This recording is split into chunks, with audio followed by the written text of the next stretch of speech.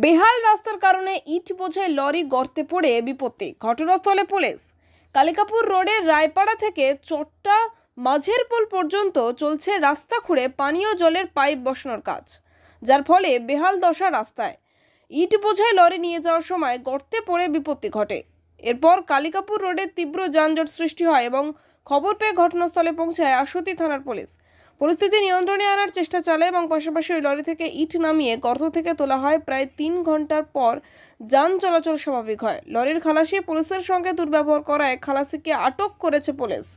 স্থানীয়দের অভিযোগ, কালিকাপুর রোডে রাস্তা খুঁড়ে চলছে পানীয় জলের পাইপ বসানোর কাজ। প্রায় 1 বছর পার হলেও এখনো সম্পন্ন হয়নি। এর জেরে নিত্যদিন ঘটছে বড় বড় দুর্ঘটনা। চরম দুর্ভোগে গাড়ি ঘটনা বলতে এই পানির জন্য এই গাড়িটা খুলেছে, খোলার পরে গাড়ি সব জাম হয়ে যাচ্ছে। একটা গাড়ি বসে গিয়েছে, যাওয়ার পরে এই পরিস্থিতি দাঁড়িয়েছে। বহু ঘন্টা 3-4 এইরকম পেরেশান মানুষ হয়ে গিয়েছে। স্কুলের টাইম একটাই প্রচুর যানজট। এটা এই সুবিধানি রোডটা প্রায় হচ্ছে, অনেক জায়গায় পানির জন্য করছে বটে, আর সাকসেসফুল করতে পারছে না।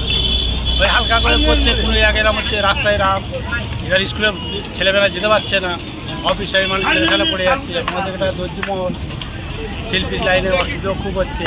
প্রায় এখানে হচ্ছে, একটু আগে হবে, এই পোলের মাথায় হচ্ছে, ঘটেই যাচ্ছে। হ্যাঁ, প্রায় ঘটেই চলে। মানে প্রশাসন থেকে কোনো সারাবার ব্যবস্থা? ওই প্রশাসনে এই আজকে দেখলাম ঘন্টাখান দিয়ে আগে এসেছিল, এসে সারাবার করে দিল। দক্ষিণ 24 পরগনা থেকে তপন কুমার দাসের রিপোর্ট, ডিএন নিউজ বাংলা।